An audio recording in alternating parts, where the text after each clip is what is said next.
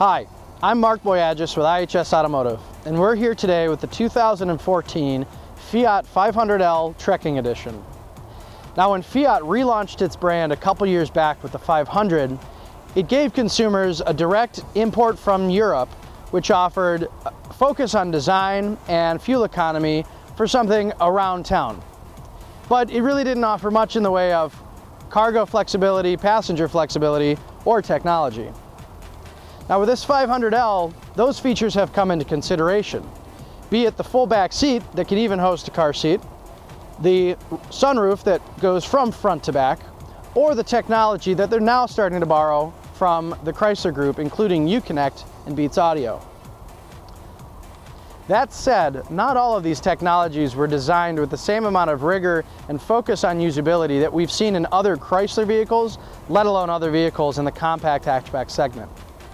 Let's take a look inside to see where Fiat has brought some of these features to bear and where they've still left the consumer wanting a little bit more. Now inside the 500L Trekking, we have the Uconnect System, which in this case offers a 6.5-inch touchscreen display, as well as navigation. The touchscreen I think is pretty good in terms of how easy it is to use, and we really like the size of the text and the font and the contrast of the text and the font on the screen. The problem was, because this car is so large actually on the inside, and this armrest only goes so far forward, while you're driving it's actually hard to try and find a button on the screen in, say, the media sources or the radio sources to switch from one preset to another.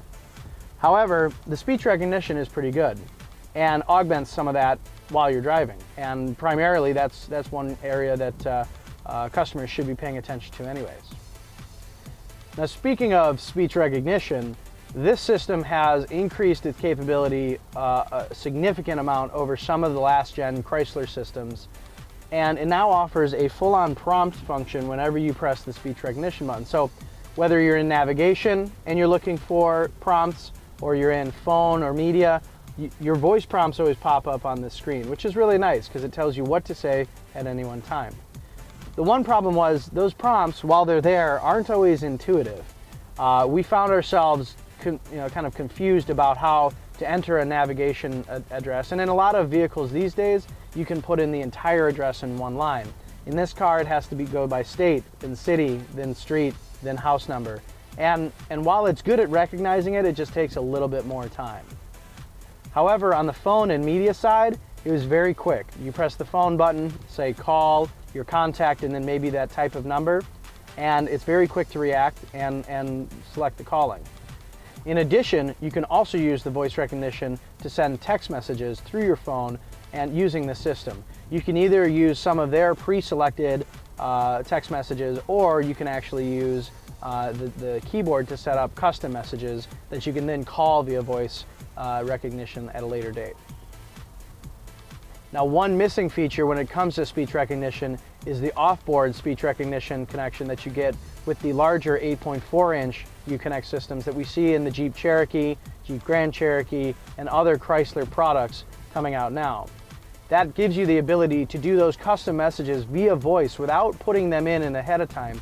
You can do that in real time, and we're actually thinking that that's a function that this vehicle, as well as the rest of the Chrysler lineup, will get, and if that all happens, it'll be very good for the brand and for the technology offering. Now, in addition to missing that off-board speech recognition, this also doesn't have the other connected services that the Uconnect Access systems offer in those other lines as well. That's including the telematics, which does not include things like the off-board send-a-car, off-board search through Yelp, or any of those other applications. In addition, it does not have the ability to do any of the remote smartphone controls and the diagnostics from that measure. Now, for a small, compact hatchback, that might not seem like a very important thing, but this system doesn't even have HD radio for traffic. It doesn't even have Sirius XM Travel Link. And so we're missing some of those connected features, whether it's part of the nav architecture or the apps and content that we're seeing in all the other Chrysler systems. So overall, this might be one of the last non-connected nav systems you can get on the market. Now, there's other features that are missing. Some we're okay with, others we're not. I mentioned the apps. We really wanted some degree of Pandora integration, Spotify integration, iHeartRadio, or any of the other internet radio apps that we're seeing become rather well implemented across a lot of different vehicle lines and brands nowadays. However, it's also missing the HD radio. It's missing some of those other components. We do have a USB and an SD card slot down at the bottom for integrating physical media or integrating digital media through remote devices. And then one last physical media offering that it's missing completely is the CD player. Now that one I'm okay with. I can't remember the last time I used a CD. And while the total number of entertainment features seems to be lacking, the audio system is actually very good. It's not surround sound or anything like that, but in the Fiat 500L trekking you get a Beats audio system, which we counted 11 speakers including the subwoofer. And it gives a really rich, full sound of anything on an FM station or a Sirius XM station. It sounds even better when you plug in an iPod or a USB thumb drive for something a little bit more direct. But overall, for a vehicle like this in this segment, the audio system is outstanding. Now when it comes to safety technologies such as blind spot detection or lane departure warning, you're not going to find any of that on this car. Now in larger cars with smaller windows, those kind of technologies really come in handy. But because of the low belt line and the large windows in this vehicle, we didn't actually feel those features missing. And because of the integrated blind spot mirrors with the Fiat 500L, we actually didn't feel that we had any blind spots in this car, short of a couple of the small pillar access. So overall, that safety tech is not necessarily missing in this car, even though it's not equipped that way. The one thing we did find very handy was the rear camera, which of course is coming on the mandates anyways, as well as the rear parking sensors. Even though this car is small, it was handy to be able to use that camera to fit it into those tight spots. Now as a model line, the Fiat 500L starts at $19,195 for its baseline model. Now we have the trekking edition here, which that starts around $21,000. In addition, we added all the options short of the kitchen sink, and this clocks in at just under $27,000. Now, those additional options included things such as the $700 Beats audio system, as well as the $1,700 Uconnect system with 6.5-inch screen, and the rear camera package, which came alongside that.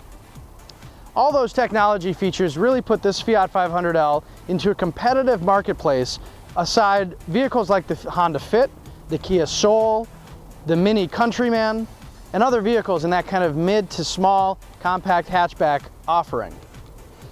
There's some technologies we did really feel were missing, and that was really the connected apps architecture. For a vehicle like this, you're going to be selling to people who have a connected lifestyle, and really you're going to need to have that offering alongside it as well. For more on this and other IHS Automotive reviews, go to ihs.com/automotive or subscribe to our YouTube page.